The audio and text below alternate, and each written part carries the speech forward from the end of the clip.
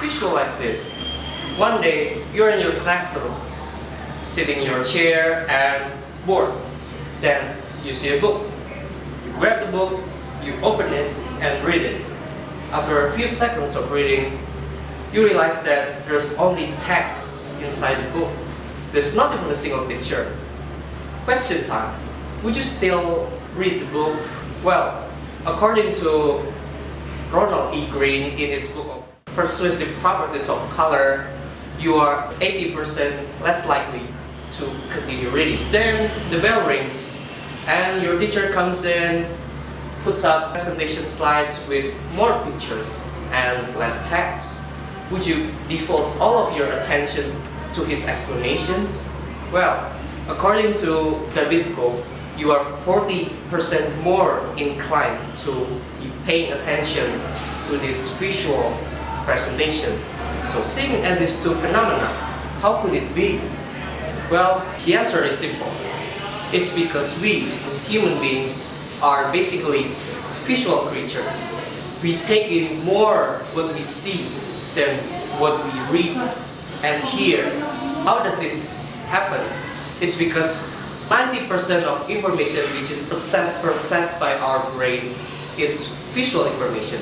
And this kind of information is 60,000 times faster in process by our brain.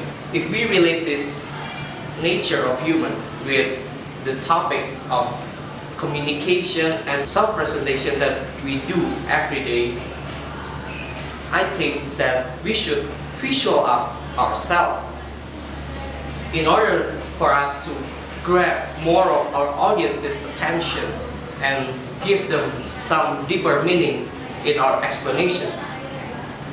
Or in other words, we should do more visual presentation and communication. Alright, before discussing further what is visual communication, visual communication is language of visual perception and visual expression.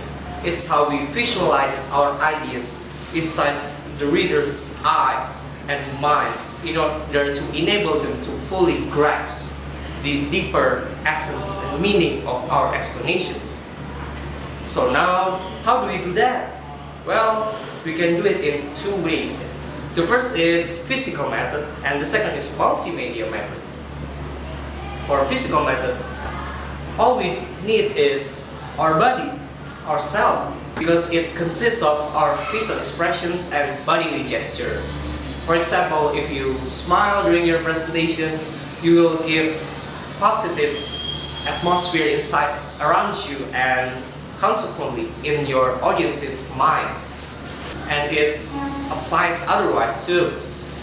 And for bodily gestures, for example, if you do this, you will make your audience more attentive, more convinced by your explanations.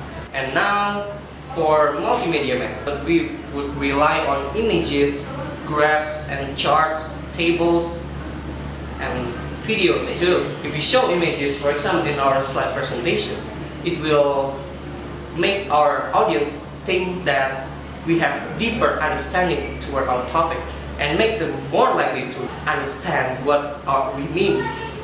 And as for tables, charts, and graphs, it means to give our theories more credibility.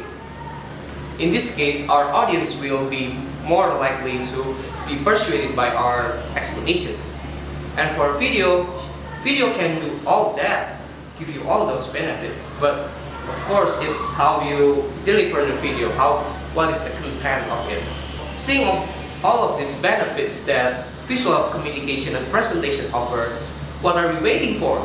Let's visual up our presentation so that finally we can convince 17% more audience than oral or probably verbal presentation. So let's do it.